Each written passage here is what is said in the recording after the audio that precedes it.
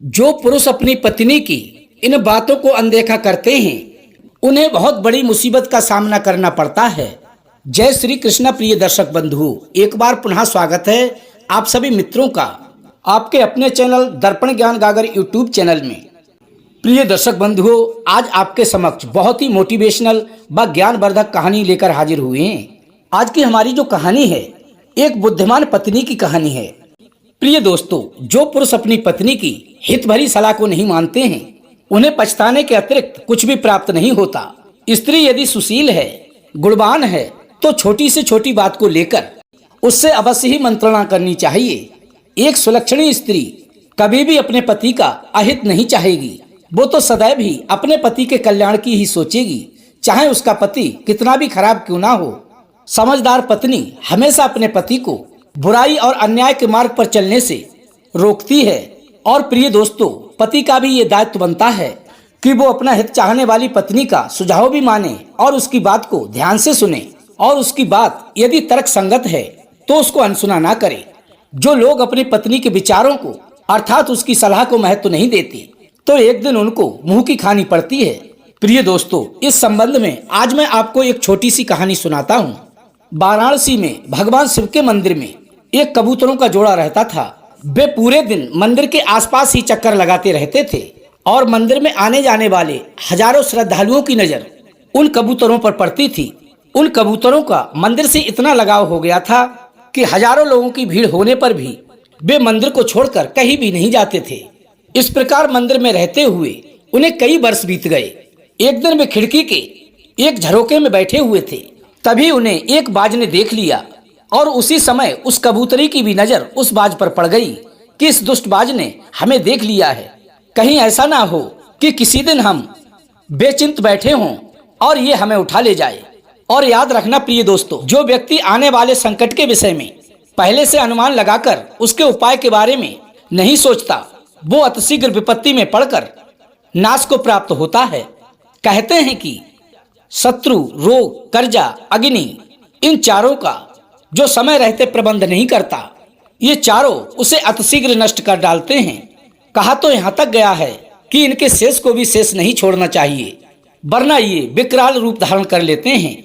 जिस जगह जीविका का साधन ना हो, प्राणों का संकट हो, अकाल पड़ जाए या दुष्ट लोग अधिक संख्या में रहते हों, वो स्थान शीघ्र से शीघ्र त्याग देना चाहिए।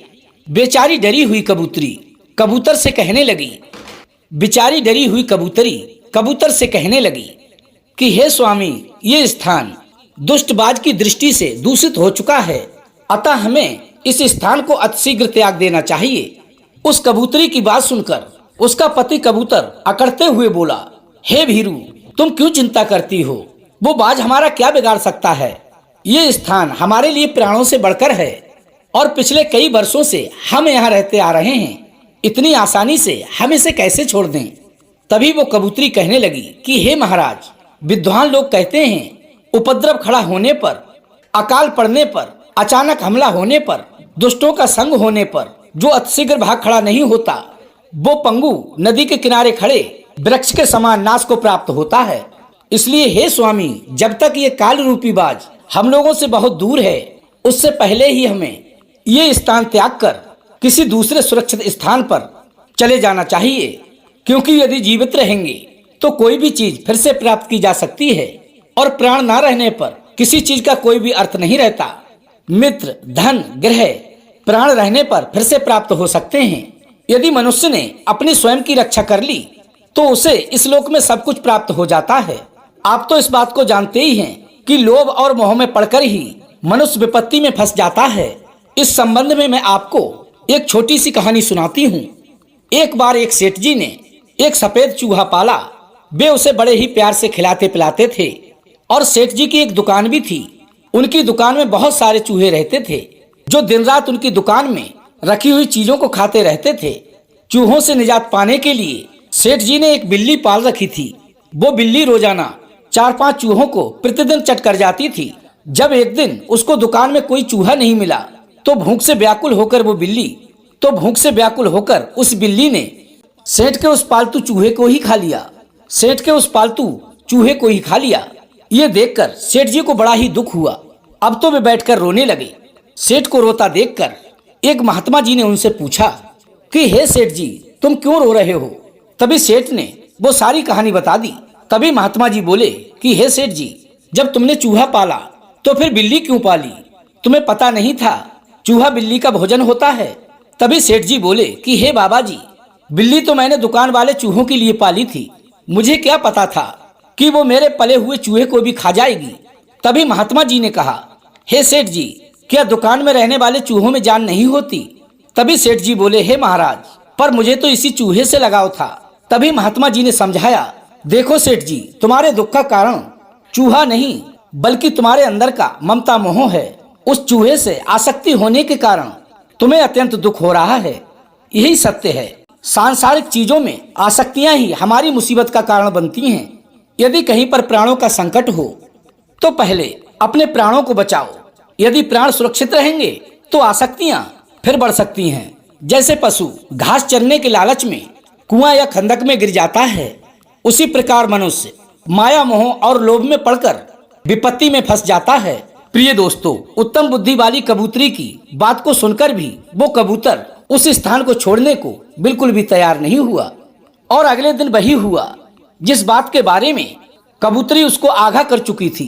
कबूतर के निकलने वाले मार्ग को आकर बाज ने रोक लिया। अब कबूतर को दाना चुगने के लिए बाहर जाना था, पर द्वार को तो बाज घेरे खड़ा था। तभी बाज ने कबूतर से कहा, यदि तू भूखा रहकर इसके अंदर ही मरना चाहता है तो मर जा। मरने के बाद तुझे नरक में भी जगह नहीं मिलेगी। यदि तू कुछ हिम्मत रखता है तो मुझसे आकर युद्ध लड़। बुद्धिमान मनुष्य पुरुषार्थ का सहारा लेकर संकट से मुक्त होने का प्रयत्न करते हैं। इस प्रकार बाज के धमकाने पर वो बेचारा कबूतर बाज से आकर युद्ध लड़ने लगा। भूख प्यास से पीड़ित तो वो पहले से ही था, इसलिए अधिक देर तक बाज से वो लड़ नहीं पाया। बाज ने उसे पंजे में दबाया और कबूतरी को चोंच में पकड़कर आकाश की ओर उड़ गया।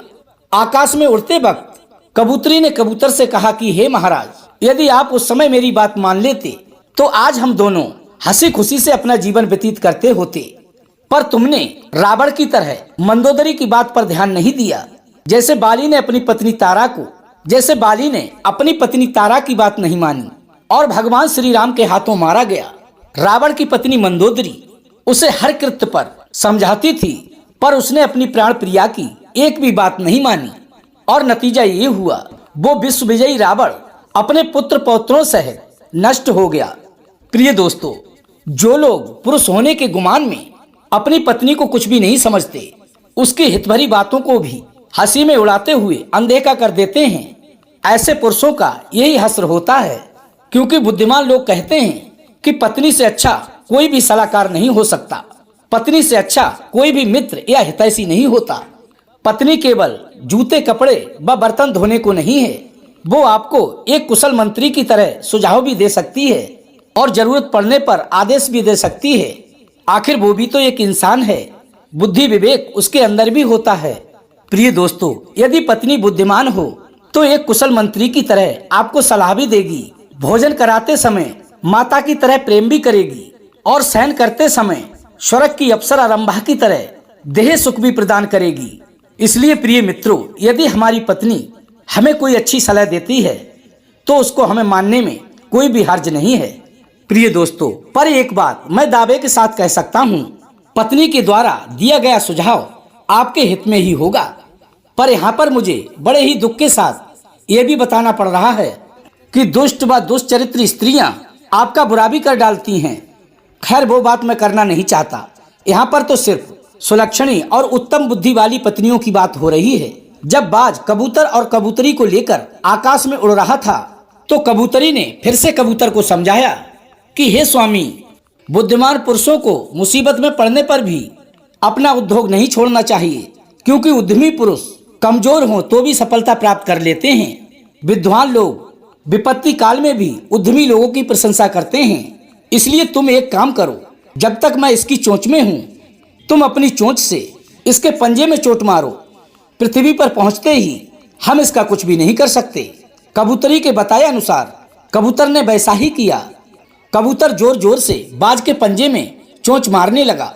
बाज के पंजे में जब कबूतर की चोंच की चोट हुई तो बाज को पीड़ा होने लगी और वो कबूतरी को छोड़कर जोर जोर से ची ची करने लगा। कबूतरी तो बाज के चुंगल से छूटकर उड़ गई।